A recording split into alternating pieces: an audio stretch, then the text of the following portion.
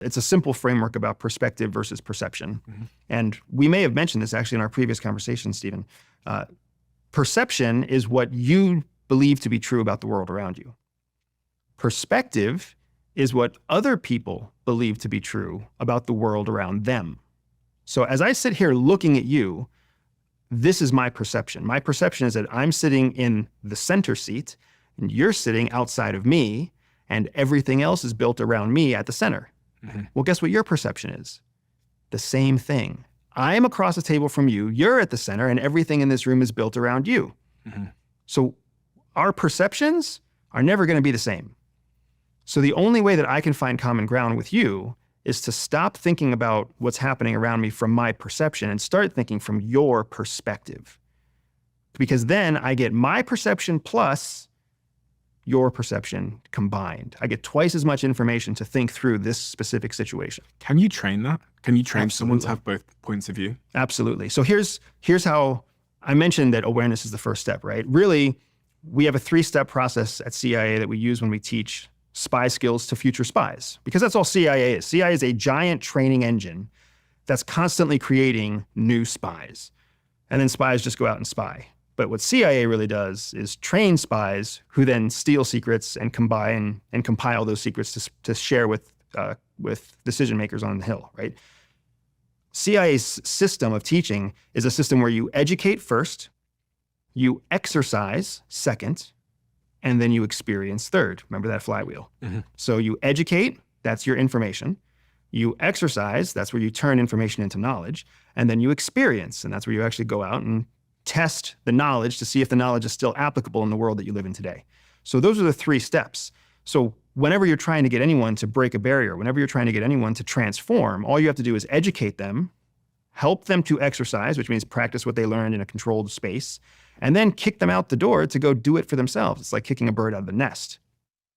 So can you make this very real for me? Because I want to be someone that can walk through the world and appreciate my perception of a situation, but also the other person's perspective. So if we just put this in the context of me here as a podcast host, how would I be able to implement this to become a better podcast host? Like understand the other person's perspective and the way that you're seeing the world. Absolutely. So we had a whole conversation before the cameras turned on. Yeah. Right? Can you tell me 5 things that you remember about me that I shared during the time before the cameras turned on? Yes. Go ahead. Okay. You want me to say them? Because Yeah, we're talking absolutely. about... It's private stuff, but tell me. Okay. We're talking about your relationship, things you're going through at home. You said that in the last couple of days, everything's changed because of the assassination attempt on Donald Trump.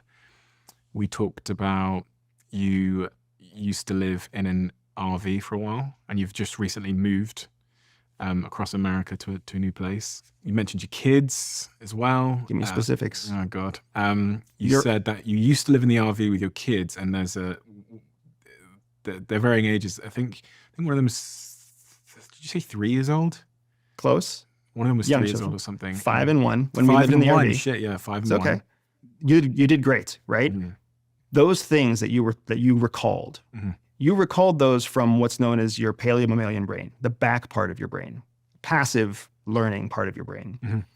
Because naturally, when you are untrained, when you're untrained to think like a spy, you rely on passive knowledge. You rely on passive observation to create prefrontal cortex knowledge. All a spy does is when they talk to you, they turn on. They turn on the prefrontal part right away, and they start paying attention to all the details right away. Because the way that you gain someone else's perspective is by listening to what they're saying and seeing how they're saying it.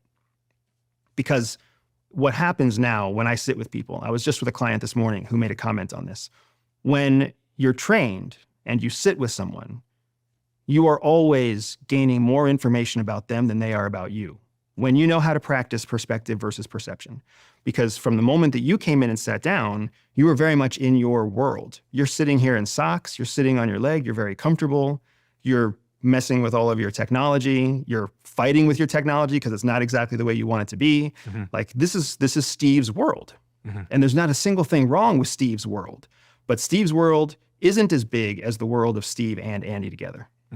Whereas when I came in here, just because of the way I'm wired, I'm paying attention to you. I'm paying attention to your producers. I'm paying attention to the set. I'm paying attention to the people who I've met from your team in previous calls, because I'm trying to gain as much perspective as possible before I sit at this table with you and the cameras turn on and we're on a one-way trip.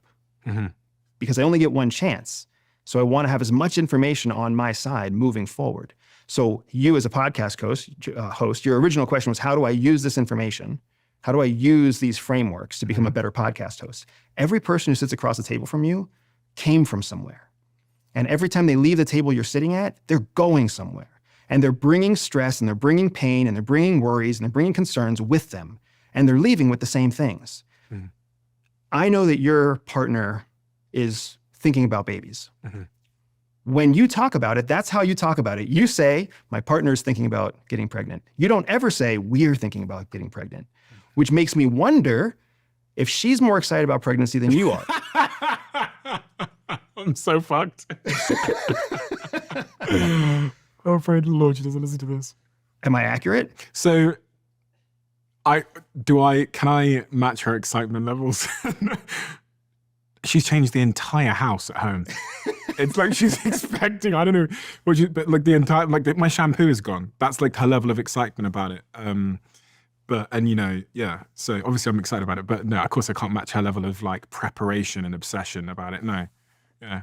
But I'm paying attention to you, and that's the only reason I even have the ability to ask that question, right? Because I'm coming in and I'm trying to live in your shoes. The whole time I'm here, I'm trying to live in your shoes. Even as I answer your questions, I'm trying to think, what can I do to bring value to Steve, to the Diary of a CEO, to the audience that's listening? Because this is my only time to talk to you guys. So what can I do to maximize that value? That's practicing perspective. So when you do that to your guests, you're going to unlock a whole new level of podcasting for them. So fresh on